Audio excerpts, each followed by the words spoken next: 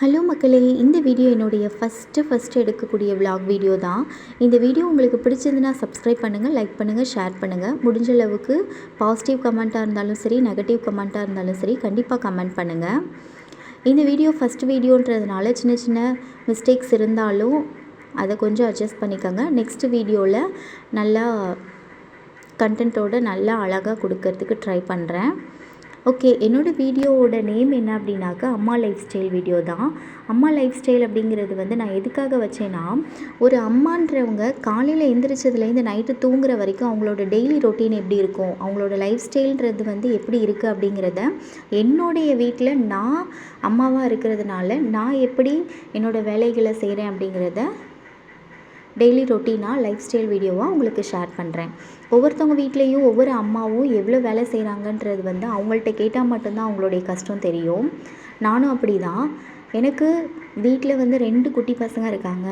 அந்த 2 குட்டி பசங்களையும் வச்சுட்டு ஒவ்வொரு நாளும் என்னோடய வீட்டில் உள்ள வேலைகள், அதுக்கப்புறம் சாப்பாடு செய்கிறது, மற்ற எல்லா வேலைகளும் எப்படி நான் பண்ணுறேன் அப்படிங்கிறத ஒரு குட்டி விலாகாக எடுத்து தான் உங்கள்கிட்ட ஷேர் பண்ணுறேன். ஒரு நாள் ஃபுல்லாக நம்ம செய்கிற வேலைங்கிறது 24 மணி நேரமும் நம்ம வேலை செஞ்சுட்டு தான் இருப்போம். அந்த 24 மணி நேரத்தில் நம்ம செய்யக்கூடிய வேலைகளை நம்ம வீடியோவாக ஷேர் பண்ண முடியாது. முடிஞ்ச அளவுக்கு சின்ன சின்ன கிளிப்பாக உங்களுக்கு ஆட் பண்ணியிருக்கேன். இனி வரும் வீடியோவிலையும் நல்ல ஒரு வீடியோவை உங்களுக்கு ஷேர் பண்ணுறேன். இந்த வீடியோ உங்களுக்கு கண்டிப்பாக பிடிக்கும்னு நினைக்கிறேன். ஓகே, இந்த வீடியோவில் அம்மா அப்படின்னாக்க ஒரு சின்ன வார்த்தை மட்டும் இல்லைங்க. அந்த அம்மான்றவங்களுக்கு எவ்வளோ ஒரு கஷ்டம் இருக்குன்றது வீட்டில் இருக்கும் பொழுது ஒவ்வொரு வேலையும் செய்கிற ஒவ்வொரு அம்மாவுக்கு மட்டும்தான் தெரியும். நானும் அப்படி தான். அதுவும் ஹெல்ப் இல்லாமல் ஒரு குழந்தைய வளர்க்குறதுன்றது அவ்வளோ ஒரு கஷ்டமான வேலை. நான் அப்படி தான் 2 குழந்தைங்களையும் எந்த ஹெல்ப்புமே இல்லாமல் நானும் என் ஹஸ்பண்ட், அதுக்கப்புறம் என் பிள்ளைங்க, இப்படி தான் நான் பார்த்துட்ருக்கேன். அப்படிங்கும் பொழுது ஒவ்வொரு நாளும் நம்ம கடந்து வர்றதுன்றது ஒரு யுகத்தையே கடந்து வர மாதிரி தான். இருந்தாலும் அந்த விஷயத்தை நம்ம ஃபஸ்ட்டு ஸ்டார்டிங்கில் டெலிவரி ஆகி வரும் பொழுது அந்த குழந்தைங்கள பார்க்குறதுக்கு ஆள் இல்லாமல் நம்ம தான் பார்க்கணும் அப்படிங்கிற ஒரு கண்டிஷன் வரும் பொழுது அப்போ ரொம்ப இரிட்டேட்டிங்காக இருக்கும். அப்போல்லாம் நிறைய கோபம் வரும். ஆனால் இப்போது அது நம்மளோட பிள்ளைங்க, நம்ம தான் பார்த்தாகணும் அப்படின்னு நம்ம நினைக்கும் பொழுது அந்த வேலை அவ்வளவுமே நமக்கு சந்தோஷமாக மாறிடும். ஒவ்வொரு வேலையுமே நான் இப்போ ஹாப்பியாக தான் நான் செஞ்சிட்ருக்கேன். காலையில் எழுந்திரிச்சு நைட்டு தூங்குற வரைக்கும் ஒவ்வொரு வேலை செய்யும் பொழுதும் அதை நான் ரொம்ப சந்தோஷமாகவும் விரும்பி தான் செய்கிறேன். வீடுங்கிறது ரொம்ப நீட்டாக இருக்கணும் என்னை பொறுத்த வரைக்கும். அது சின்ன குழந்தைங்க இருந்தாக்கா அப்படி எடுத்து போடுவாங்க, இப்படி எடுத்து போடுவாங்க அப்படின்றதெல்லாம் கிடையாது. எப்படி விளையாடினாலும் அதை நம்ம அடுத்து மலைப்பு பார்க்காம க்ளீன் பண்ணிடணும். க்ளீன் பண்ணால் மட்டும்தான் அந்த வீடு பார்க்குறதுக்கு நல்ல நீட்டாக இருக்கும். அதே போல் நம்ம எங்கே சுற்றினாலும் நம்ம நேராக உட்கார்றதுன்னு பார்த்திங்கன்னா நம்ம வீடாக தான் இருக்கும். அந்த வீடு அவ்வளோ நீட்டாக இருக்கணும். நீட்டாக இருந்தால் மட்டும்தான் நல்ல ஒரு பாசிட்டிவ் வைப் நமக்கே கிடைக்கும். வீடு ரொம்ப மெஸ்ஸியாக அழுக்காக இருந்தது அப்படின்னாக்கா நமக்கே அந்த இடத்துல இருக்கிறதுக்கு ஒரு அருவருப்பாக நல்ல ஒரு இதாகவே இருக்காது. மைண்ட் பீஸ்ஃபுல்லாக இருக்காது. முடிஞ்ச அளவுக்கு நம்ம வீட்டை நம்ம ரொம்ப க்ளீனாக வச்சுக்கணும். வீடு க்ளீனாக இருக்கிறதுக்கு நான் ஒரு 2-3 டிப்ஸு சொல்வேன். ஒரு டிப்ஸ் என்ன அப்படின்னாக்கா, நம்ம நிறைய பொருள்களை வாங்கி குமிச்சு வச்சோம் அப்படின்னாக்க அந்த ஒரு பொருளை வைக்கிறதுக்கு இடம் இருக்கிற வரைக்கும் மட்டும்தான் அந்த பொருளை வைக்க முடியும். அது அதிகமாகிடுச்சு அப்படின்னாக்க அந்த ஒன்று மேலே ஒன்று வச்சு அதை வைக்க இடம் இல்லாமல் அங்கேக்கு அங்கே போட்டு அப்போ அந்த வீடு பார்க்கும் பொழுது ரொம்ப மெஸ்ஸியாக நீட்டாகவே இருக்காது. முடிஞ்ச அளவுக்கு பொருள்கள் கண்டதையும் வாங்குறத குறைச்சிட்டு தேவையுள்ள பொருளை மட்டும் வச்சு வீட்டை நீட்டாக வச்சுருந்தா ரொம்ப அழகாக இருக்கும். அதே போல் வாரத்துக்கு ஒரு 2-3 முறையாவது குழந்தைங்க இருக்கிற வீடு இருக்கட்டும், பெரியவங்க இருக்க வீடாக இருக்கட்டும், நம்ம தொடச்சி விட்டோம் அப்படின்னாக்க முடிஞ்ச அளவுக்கு பார்க்குறதுக்கு ரொம்ப நீட்டாக இருக்கும். வீடு எப்போவுமே ஒரு பாசிட்டிவ் வைப் இருக்கணும்னா செடி எல்லாத்தையும் கொஞ்சம் இன்டோர் பிளான்ட்டாக இருக்கக்கூடிய செடி எல்லாத்தையும் கொஞ்சம் வீட்டுக்குள்ளே வச்சோம் அப்படின்னாக்க ரொம்ப க்ரீனியாக நமக்கே ஒரு வீட்டை பார்க்குறதுக்கு ரொம்ப அழகாகவும் ரொம்ப பீஸ்ஃபுல்லாகவும் இருக்கும். பெஸ்ட்டாக உள்ளார வீட்டுக்குள்ளார சன்லைட்டு, அதாவது 0 சன்லைட்டு இருக்கக்கூடிய ஒரு பிளான்ட் அப்படின்னு சொன்னாக்கா மணி பிளான்ட்டு ஃபஸ்ட்டு டிப்பு. 2வது ஸ்னேக் பிளான்ட் வைக்கலாம், அப்புறம் இசட் பிளான்ட் வைக்கலாம். இது 3மே கொஞ்சம் கூட சன்லைட் இல்லாமல் வளரக்கூடிய பிளான்ட்ஸ் தான்.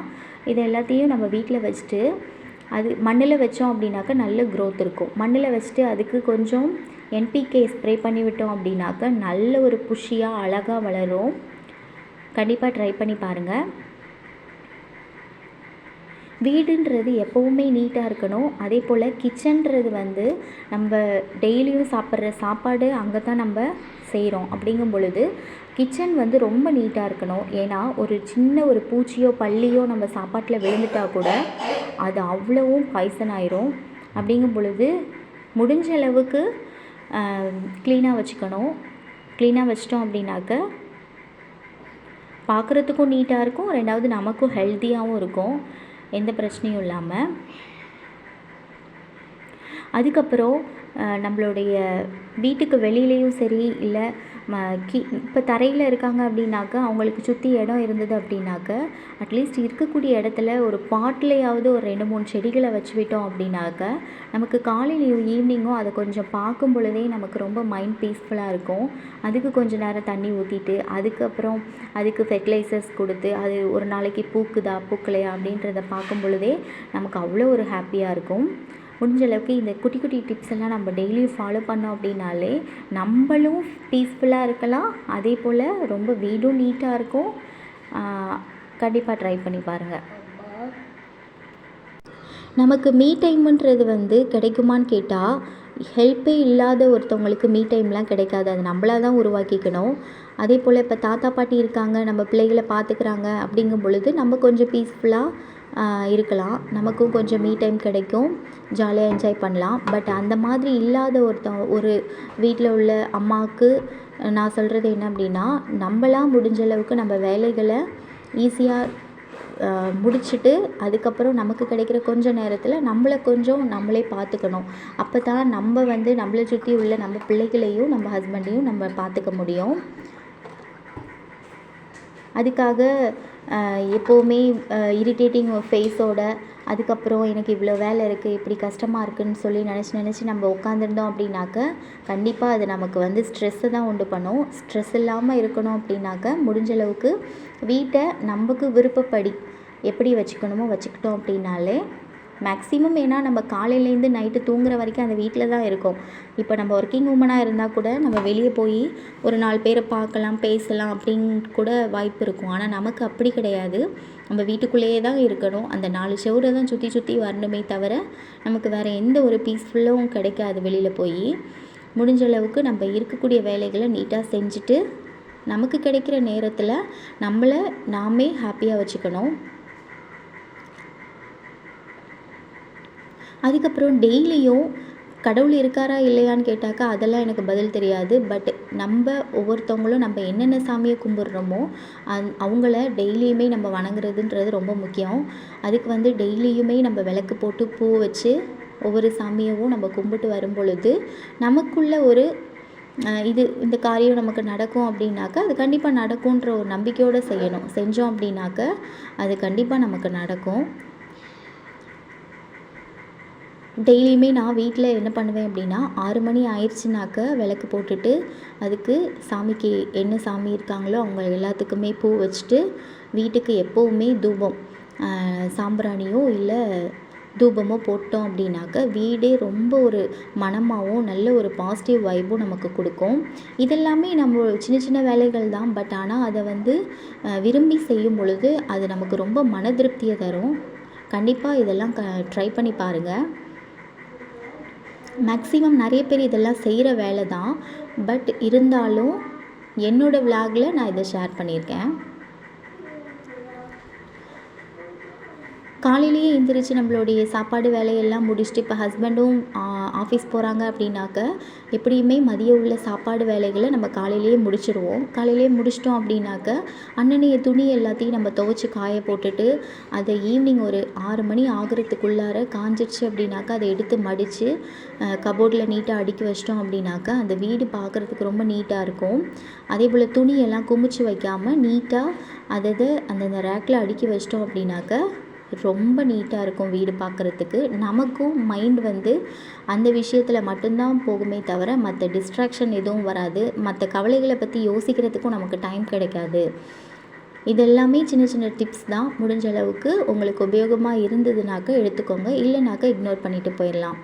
அதுக்கப்புறம் இன்றைக்கி இந்த வீடியோவில் ஷேர் பண்ணியிருக்கிறது கொஞ்சமாக ஆப்பமாவும் அரைக்கலாம் அப்படின்னு சொல்லிட்டு பச்சரிசி அதோட கொஞ்சமாக ஒரு 2 ஸ்பூன் இருக்கும் அவ்வளோதான் உளுந்து போட்டுட்டு கொஞ்சமாக வெந்தயம் போட்டு நல்லா கழுவி ஊற வச்சிட்டேன். அதுக்கப்புறம் இதை அரைக்கும் பொழுது கொஞ்சமாக தேங்காய் பால் ஊற்றி அரைச்சோம் அப்படின்னாக்க ஆப்பமாவும் ரெடி ஆயிரும். முடிஞ்ச அளவுக்கு நம்ம வீட்டிலையே எவ்வளோ ஹெல்த்தியாக செய்யணுமோ அந்த அளவுக்கு ஃபுட் எல்லாத்தையும் ப்ரிஃபர் பண்ணி செஞ்சிட்டோம் அப்படின்னாக்க நமக்கும் நல்லது. நம்ம வீட்டில் உள்ள குழந்தைங்களுக்கு கொடுக்கும்பொழுது குழந்தைங்களும் ரொம்ப ஹெல்த்தியாக இருப்பாங்க. ஓகே, இந்த வீடியோ உங்களுக்கு பிடிச்சிருந்ததுனாக்க என்னோடய வீடியோவை சப்ஸ்கிரைப் பண்ணிக்கோங்க. இன்னும் அடுத்தடுத்த வீடியோவில் நான் என்ன மாதிரி விஷயங்கள் ஷேர் பண்ணணும்னு நீங்கள் நினைக்கிறீங்களோ அதை கமெண்ட் பண்ணுங்கள். தேங்க்ஸ் ஃபார் வாட்சிங் ஃப்ரெண்ட்ஸ். பாய்.